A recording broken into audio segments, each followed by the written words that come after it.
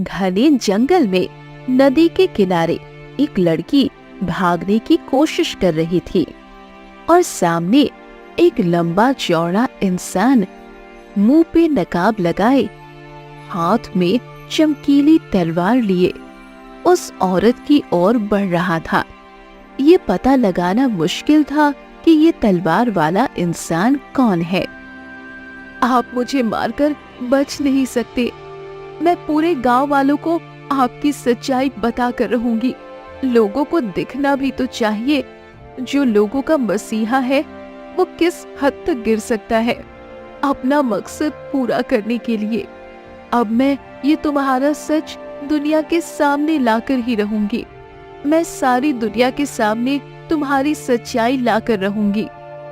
उस इंसान ने कोई जवाब नहीं दिया और एक ही पल में उस औरत को धक्का दे दिया। आखिरी चीख के साथ नीचे गिर गई। सरवर नगर राज्य में दो बहनें कावेरी और सोनम अपने पिता के साथ रहा करती थी। एक दिन उनके पिता श्यामलाल ने कहा, अरे कावेरी और सोनम, बेटा आज तुम दोनों खेतों में आना। हाँ, वहाँ हमारी फसल देखना।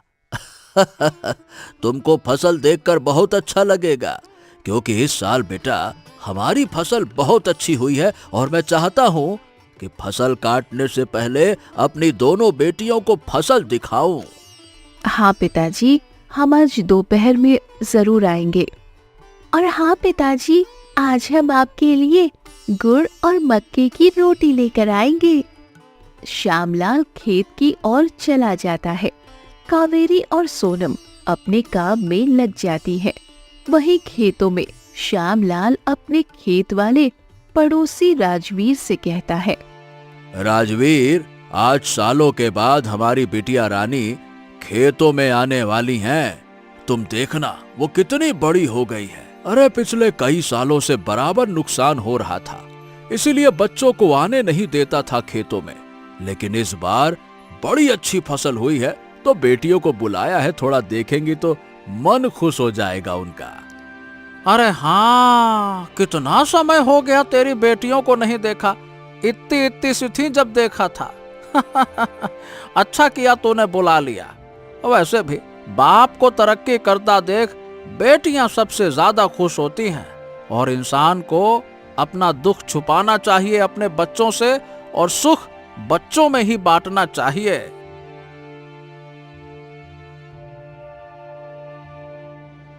कुछ ही देर में कावेरी और सोनम खेतों में आ जाती है और पिताजी के साथ मिलकर बैठ जाती हैं। वो अपने खेतों को देखकर बहुत खुश होती हैं।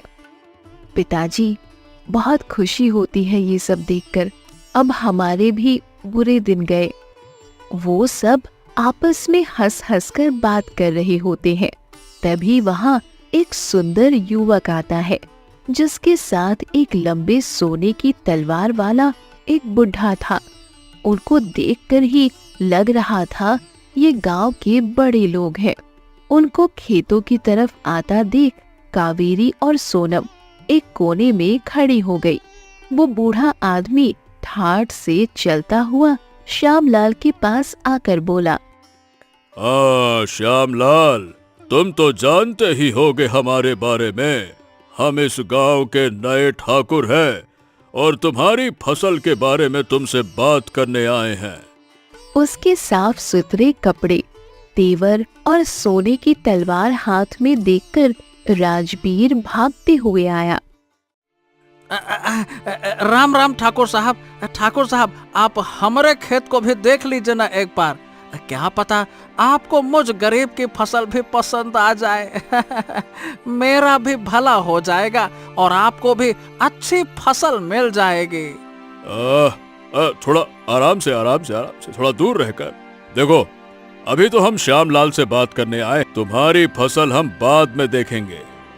श्यामलाल एक भोला सा आदमी था। उसकी दोनों बेटियां एक जगह सिमटी खड़ी थी। एक अनचाहा सा डर श्यामलाल के मन में हो रहा था। अभी तक ठाकुर ने कुछ कहा नहीं था, फिर भी श्यामलाल को कुछ तो खटक रहा था। उसने बड़ी हिम्मत करके कहा, ठाकुर साहब, बात यह है कि अभी मैंने अपनी फसल किसी को बेचने का नहीं सोचा है। मैं एक बार फसल काट लूं तो उसके बाद आपको इत्तला कर दूंगा। अभी तो मैंने बस अपनी बेटियों को फसल दिखाने के लिए बुलाया था, तो बस वही। अच्छा, बेटियां तुम्हारी फसल देखने आई हैं? क्या करेंगे वो फसल देखकर? अरे इनको कुछ दिखाना ही है तो जरा हमारी कोठी में ले आओ। वहाँ पानी का झरना है, बतख है, झूला है, इन सब में बच्चियों का दिल बहलेगा। अब भला इन फसलों को देखकर कौन सी लड़की खुश होगी, हैं? कावेरी ने कुछ कहने के लिए मुंह खोला, तभी सोनम ने उसको चुप करा दिया। ठाकुर एक गहरी नजर डालकर वहां से चला गया। उनके जाते ही कावेरी और सोनम अपने पिताजी के पास आ गई। पिताजी, कौन थे ये लोग? मुझे तो इनसे बहुत डर लग रहा था। क्या आप इनको जानते हैं? हाँ हाँ हाँ, क्यों नहीं, इनको तो पूरा गांव जानता है। यही तो पूरे गांव की फसल खरीदते हैं और बदले में अच्छा पैसा भी देते हैं। न जाने क्यों पिताजी, पर मुझे इन लोगों से डर लग रहा था, न जाने क्यों। अरे तुम ज्यादा सोच रही हो। अब बेटा घर जाओ, मैं शाम तक आऊंगा, और घर जाकर थोड़ा आराम करना, इधर उधर मत चले जाना, है ना? सीधे घर जाना। जाओ जाओ जाओ जाओ। कावेरी और सोनम घर की ओर चल देती है। वही श्यामलाल परेशान होकर सोचता है, हाँ, ये ठाकुर वैसे तो कभी किसी के भी खेतों की फसल नहीं लेते। लोग इसके आगे पीछे घूमते हैं, और आज ये खुद चल कर मेरे खेत में क्यों आया? पता नहीं, मन में एक अनचाहा सा डर है। मुझे जल्द से जल्द कुछ ना कुछ सोचना होगा, इससे पहले कि देर हो जाए। वहीं दूसरी तरफ कावेरी और सोनम घर आ चुकी थी। सोनम ने कावेरी से कहा, मुझे बहुत जोर से प्यास लगी है और मुझे याद आया सुबह मटके में पानी खत्म हो गया था। आप घर में ही रहना, मैं पानी लेकर आती हूँ। तू पानी लाने जाएगी और मैं घर में रहूंगी। बड़ी मैं हो या तू? तू यहीं बैठ, मैं पानी लेकर आती हूँ। नहीं दीदी, पानी लेने मैं ही जाऊंगी और थोड़ी देर से आऊंगी, ताकि जब तक आऊं आप रोटी बना लो। जल्दी आ गई तो आप मुझसे खाना बनवाएंगी। मेरी प्यारी छोटी बहन, मैं नहीं चाहती कि तू कभी भी काम करे। बस मैं ये चाहती हूँ तू कभी कुछ ना करे। सारा काम मैं खुद कर लूंगी। इतनी खुदगर्ज थोड़ी हो जो आपको सारा काम करने दूंगी। खुद बस बैठी रहूंगी। वो तो आज बस मन नहीं है कुछ करने का, इसीलिए पानी भरने जा रही हूँ। सोनम उछलती हुई पानी लेने चल दी। वो जैसे ही तालाब के किनारे पहुंची, तभी उसके सामने एक खतरनाक सांप आ गया, जिसको देखकर सोनम की चीख निकल गई। उसने आंखें बंद कर ली। आज तो मैं माँ के पास पहुंच जाऊंगी। पिताजी और कावेरी दीदी से जी भर के बात भी नहीं की। मुझे पता होता आज का दिन मेरी जिंदगी का आखिरी दिन है तो मैं कभी बाहर नहीं आती। सांप का जहर चढ़ने के बाद इंसान का शरीर नीला हो जाता है और मैं मरकर नीली लगूंगी। कितनी बदसूरत लगूंगी। जो लोग मुझे देखने आएंगे वो यही बोलेंगे, मुझसे ज्यादा सुंदर तो मेरी बहन कावेरी है। ऐसे तो मैं हमेशा कावेरी दीदी से ज्यादा सुंदर दिखती हूँ। वो आंखें बंद किए बस बोलती जा रही थी। उसकी आंखें जब खुली, कोई उसकी बात पे जोर जोर से हंस रहा था। उसने बंद आंखों से कहा, अब सांप भी मेरा मजाक बना रहा है। क्यों रे जहरीले निकम्मे सांप, और कोई काम नहीं तुझको? मासूम लोगों को काटता है और मार देता है। अब मुझे डराने आया है। जल्दी डस ले, देर करके मुझे और मत डरा। तभी किसी की आवाज उसके कानों में गूंजी, अपनी आंखें खोलो और देखो, सांप को मैंने भगा दिया और अब तुम नहीं मरोगी। तुम सुरक्षित हो, और हाँ, तुम हमेशा कावेरी से ज्यादा सुंदर रहोगी। और हाँ, तुम हमेशा कावेरी से ज्यादा सुंदर रहोगी और नीली भी नहीं पड़ोगी। सोनम ने आंखें खोलकर देखा और हैरान रह गई। सामने वही सुंदर लड़का बैठा जोर जोर से हंस रहा था, जो आज ठाकुर के साथ उनके खेतों में आया था। ये तो छोटी ठाकुर है। पिताजी और हम सब कितने घबरा गए थे आज इनको अपने खेतों में देखकर, परंतु ये तो इतना हंस रहे हैं। मतलब ये दिल से अच्छे हैं, क्योंकि जो घमंडी होते हैं वो कभी खुलकर नहीं हंसते। शाह बहादुर ने सोनम को अपनी ओर देखते पाया तो बोले, ऐसे क्या घूर रही हो? खाओगी क्या मुझे? नहीं नहीं, बस मैं ये सोच रही थी, आपने मेरी जान बचाई उस जहरीले सांप से। आपका धन्यवाद। आज आप नहीं होते तो मैं कभी अपने परिवार से मिल नहीं पाती। कोई बात नहीं, इंसान ही इंसान की मदद करता है। जब कोई मनुष्य किसी मुसीबत में फंसा हो तो ऊपर वाला कोई समाधान भी भेजता है। पर आप यहाँ क्या कर रहे थे? मेरा मतलब है, आप तो बड़े घर के हैं, आपके घर में तो खुद का कुआं होगा। आप तो तालाब के किनारे पानी नहीं भरने आए होंगे ना?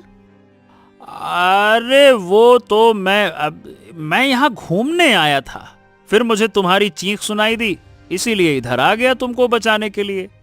मैं चीखी थी क्या? मुझे तो याद नहीं। कहीं ऐसा तो नहीं आप अपनी तरफ से बोल रहे हैं? सोनम ने कुछ सोचे समझे बिना बोल दिया तो शाह बहादुर ने उसको घूर कर देखा, जिससे सोनम डर सी गई और मन में सोचने लगी, क्या कर रही है सोनम? ये शाह बहादुर है, ठाकुर का पुत्र। इनसे गांव में सब डरते हैं और तू उन्हीं के सामने पटर पटर जबान चला रही है। ये मेरी ज्यादा बोलने की आदत भी ना एक दिन मुझे सूली पर चढ़ा देगी। अब इससे पहले ये शाह बहादुर मुझे मारकर इसी तालाब के किनारे दफन कर दे। भाग यहाँ से सोनम, अब ज्यादा तो बोल ही दिया है, अब जबान से निकले शब्द वापस नहीं आ सकते। वो जल्दी से उठकर चलने लगती है तो शाह बहादुर ने उससे कहा, अरे सुनो, तुमको घर छोड़ दूं? तुम डरी हुई लग रही हो। नहीं, मैं चली जाऊंगी।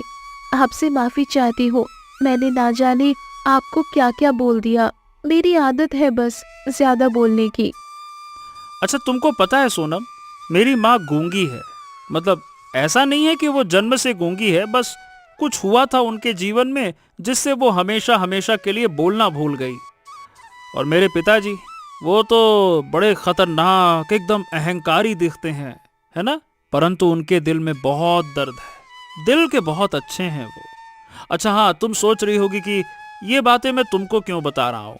देखो, मैं तुमको इसलिए बता रहा हूँ ताकि तुम और तुम्हारे पिताजी हमसे डरे नहीं। आज तुम लोगों की आंखों में मैंने डर देखा, इसीलिए मैंने तुमसे बोल दिया, बस इसीलिए। इतना बोलकर शाह बहादुर जल्दी से वहां से चला गया और सोनम सोचने पर मजबूर हो गई। इतने बुरे भी नहीं है ये लोग, जो लोग इनको देखकर डर से कांपने लगते हैं। पहले शाह बहादुर ने मेरी जान बचाई, फिर दोस्तों की तरह समझाया और अब अपनों की तरह अपने घर की बात मुझे बताकर गए हैं। सही कहते हैं पिताजी, जब तक इंसान को जान न लो, पहचान न लो, तब तक सारे इंसान अहंकारी ही लगते हैं। आज दिल को बड़ा सुकून मिला ठाकुर की तरफ से। सोचते हुए वो घर की ओर चल देती है। ऐसे ही कई दिन बीत गए। जब भी सोनम घर से निकलती, शाह बहादुर उसके सामने आ ही जाया करते थे और अब तो सोनम की नजरें भी शाह बहादुर को तलाशने लगी थी। एक दिन शाह बहादुर और सोनम गांव वालों से छुपकर बैठकर बातें कर रहे थे। शाह जी, कितने दिन हो गए ऐसे ही चोरी छिपे मिलते हुए। कभी सोचा है किसी ने किसी दिन देख लिया तो क्या होगा? उस दिन हमारा विवाह होगा, और क्या होगा। आप कैसी बातें कर रहे हैं? मैं एक गरीब किसान की बेटी और आप ठाकुर। हमारा विवाह बेमेल होगा। ओहो, विवाह दो इंसानों के बीच होता है, ना कि किसी और चीज की वजह से होता है। और तुमको पता है विवाह कब होता है? विवाह तब होता है जब दो लोग चाहते हैं विवाह करना, और यदि दोनों में से कोई एक ये सोचे कि ये विवाह तो बेमेल है, या फिर खानदान, गांव वाले, घर वाले, यदि दोनों में से एक भी ये सोचे ना कि विवाह बेमेल है, या फिर खानदान, गांव वाले, घर वाले क्या कहेंगे, ये सब सोचने से ना उनका विवाह नहीं हो पाता। देखो, मेरी आंखों में देखो, और अब तुम मुझे बताओ कि क्या तुम मुझसे विवाह करोगी? हाँ, मैं करना चाहती हूँ तुमसे विवाह, पर क्या तुम्हारे पिताजी इस विवाह को स्वीकार करेंगे? मेरे पिताजी तो मुझसे बहुत प्रेम करते हैं, उनको मैं मना ही लूंगी, परंतु आप ठाकुर जी से कैसे बात करेंगे? ओहो, शायद तुम भूल गई हो, जिस दिन हम पहली बार मिले थे सोनम, उसी दिन मैंने तुमको बताया था कि पिताजी बस दिखते कठोर हैं नहीं। तुम देखना, अगले महीने पिताजी के साथ तुम्हारे घर आऊंगा, और ये मेरा वादा है तुमसे। ये तो मेरे लिए बहुत अच्छी बात है। मैंने कभी नहीं सोचा था आप जैसे सुंदर, जवान और ठाकुर परिवार का कोई लड़का मुझसे इतना प्रेम कर सकता है। मेरे तो भाग्य ही खुल गए। आज मैं अपने पिताजी और कावेरी दीदी को ये बात बताऊंगी कि जिनसे कावेरी और पिताजी इतना डरते हैं, वो मुझसे कितना प्रेम करते हैं। अभी तुम उनको कुछ नहीं बताओगी, अभी तुमको चुप रहना है। और जैसे ही मैं पिताजी को घर लेकर आऊंगा तुम्हारे ना, उनको खुद ब खुद पता लग जाएगा, तब उनको ज्यादा अच्छा लगेगा। मतलब मुझे तो ऐसा लगता है। बाकी क्या तुम मेरी खुशी के लिए 1 महीना चुप नहीं रह सकती क्या? बस 1 महीने की बात है, मान जाओ ना। सोनम ने आंखों में आंसू भरते हुए कहा, आप मेरे लिए इतना सब कर सकते हैं, मैं आपके लिए इतना नहीं कर सकती।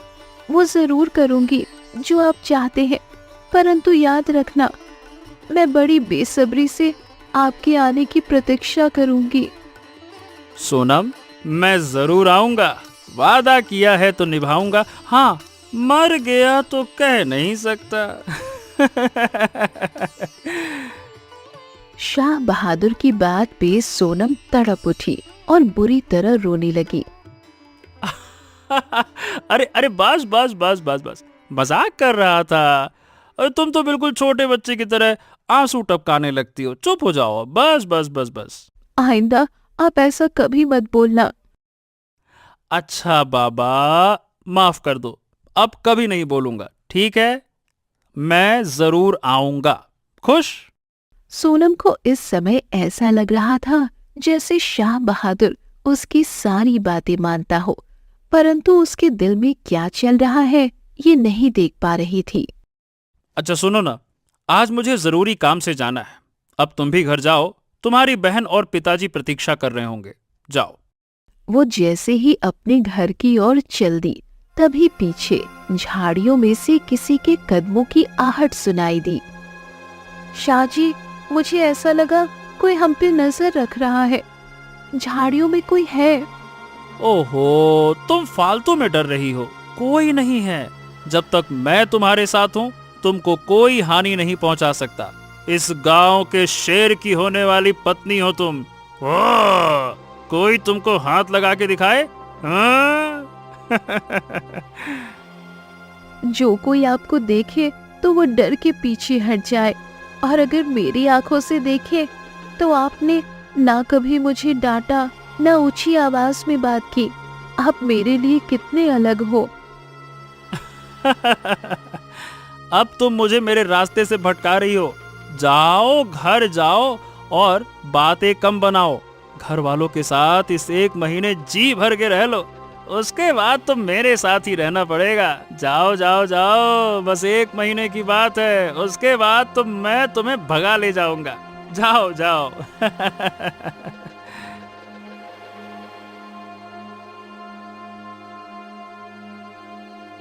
सोनम शर्माती हुई घर के अंदर चल दी। शाह बहादुर ने जब देखा सोनम चली गई, तो वो एक सुनसान रास्ते की ओर चल दिया। चलते चलते उसने खुद से कहा, हाँ, अगर सोनम से विवाह करना है तो उससे पहले अधूरा काम पूरा करना होगा। सोनम को शक हो गया तो गड़बड़ हो जाएगी। मैं उसको सच नहीं बता सकता। वो चलता जा रहा था।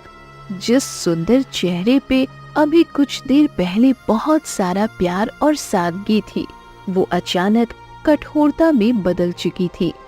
उसका चेहरा सख्त हो गया था, जैसे उसके दिमाग में बहुत कुछ चल रहा हो।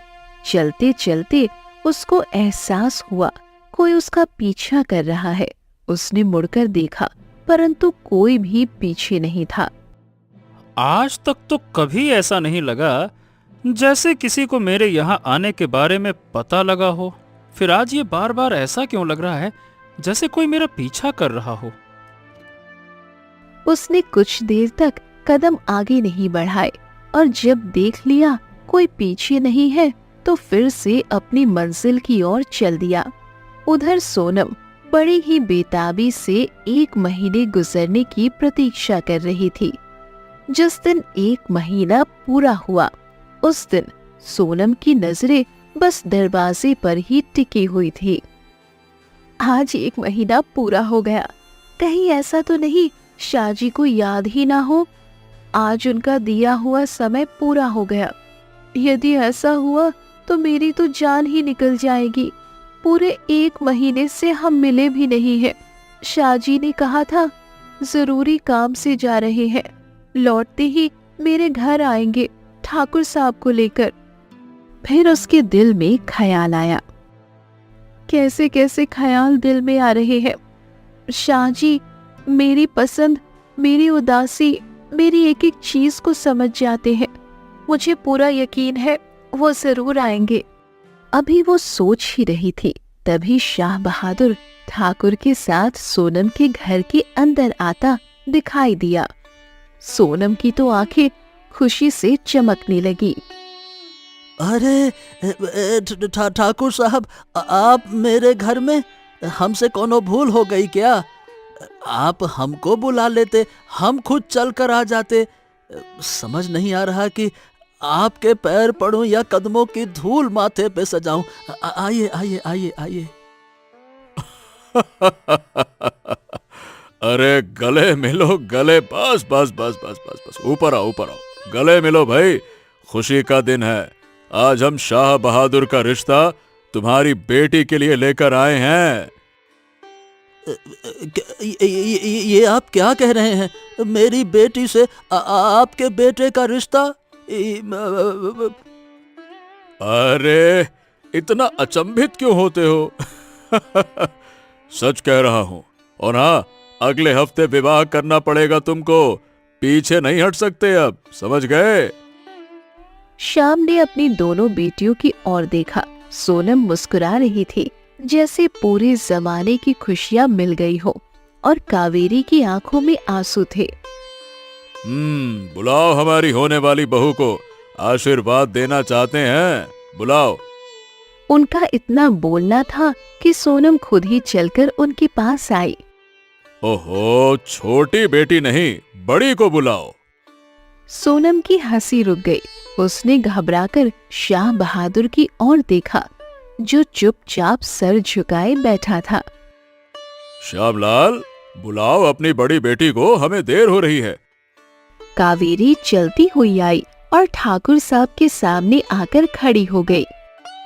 ठाकुर साहब, वो मैं अपने होने वाले जीजा के सामने छोटी लड़की नहीं बोला करती। अंदर जाओ और हमारे लिए ताजा मट्ठा लेकर आओ, जाओ। शाह बहादुर अभी भी सोनम की ओर नहीं देख रहा था। देखते ही देखते कावेरी और शाह बहादुर का रिश्ता तय हो गया। जब वो लोग जाने लगे तो सोनम भागकर शाह बहादुर के सामने आकर खड़ी हो गई। मुझे आपसे बात करनी है। जो भी बात करनी है अपनी बहन से करो। इतना बोलकर वो लोग चले गए और सोनम को जैसे सब समझ आ गया।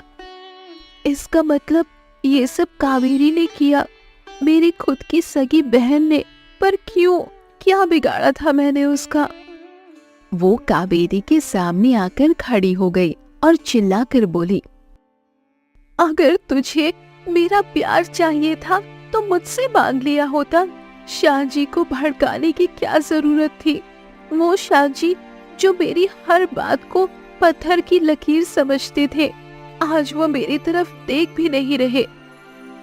ना जाने क्यों कावेरी की आंखों से आंसू गिरने लगे और वो बस सोनम को देखती गई।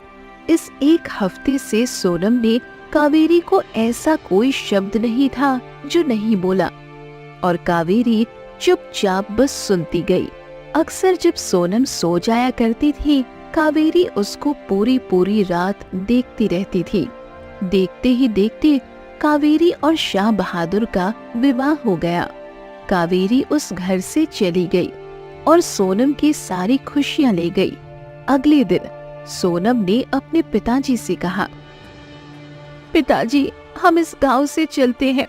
मेरा यहाँ मन नहीं लगता। इस गांव का हर एक कोना मुझे काटने को दौड़ता है। रूह में एक अजीब सा सन्नाटा है। मैं अच्छे से जानता हूँ कि तुम्हारे मन में क्या चल रहा है, क्योंकि मैं जानता हूँ शाह बहादुर से तुम विवाह करना चाहती थी, परंतु बेटी मैं सच जान कर भी कुछ नहीं कर पाया। ठाकुर जैसे लोगों से हम टक्कर नहीं ले सकते, इसीलिए चुप रहने में ही भलाई समझी। उन बड़े लोगों से ना दोस्ती अच्छी ना दुश्मनी। बेटी, अब बेटी तो दे ही दी उनको, परंतु एक अजीब सा डर मेरे दिल के अंदर है। ऐसा लग रहा है जैसे जैसे जैसे कुछ टूट रहा हो। आपकी बेटी ने मेरी जिंदगी बर्बाद कर दी। खुद तो खुश होगी वहाँ, मुझे जिंदगी भर तक का रोना दे गई। वो दोनों बात ही कर रहे थे कि तभी राजवीर भागते हुए आया। सोनम बिटिया, सोनम बिटिया, सोनम बिटिया, ये देखो ना, इस पत्र में क्या लिखा है। ये पत्र कल मुझे कावेरी बिटिया ने दिया था और बोला था कि जैसे ही अगला दिन हो तभी आप इसको लेकर मेरे घर में जाना। बेटा, सुबह से शाम हो गई, मुझे याद ही नहीं रहा। अब याद आया तो मैं भागा भागा चला आया। उसने कहा था बहुत जरूरी बात है, सोनम को याद से जरूर ये पत्र दे देना। देख तो बेटा क्या लिखा है इसमें। रहने दीजिए काका, उस कावेरी के पत्र से कोई दिलचस्पी नहीं है मुझे। अरे अब तुमको नहीं है, ला मेरी बेटी है, मुझे तो एक बार पढ़ के दिखा दो कि क्या लिखा है। पढ़ दो। सोनम ने बेमन से पत्र लिया और पढ़ना शुरू किया। पिताजी, सोनम मेरी प्यारी सी गुड़िया जैसी बहन, मुझे माफ कर दे। मैंने तुझसे सच नहीं बताया और खुद ही पूरा फैसला कर लिया। उस दिन जब तुम शाह बहादुर के साथ बैठी हुई थी और तुम दोनों विवाह के बारे में बातें कर रहे थे, तब मैंने तुम दोनों की बातें सुनी थी। सच कहूँ तो मैं तुम्हारे प्रेम के खिलाफ नहीं थी। मैं शाह बहादुर और तुमसे मिलना चाहती थी और तुम्हारे प्रेम को बढ़ावा देना चाहती थी, परंतु तभी शाह बहादुर को मैंने एक पुराने किले के पास जाते देखा।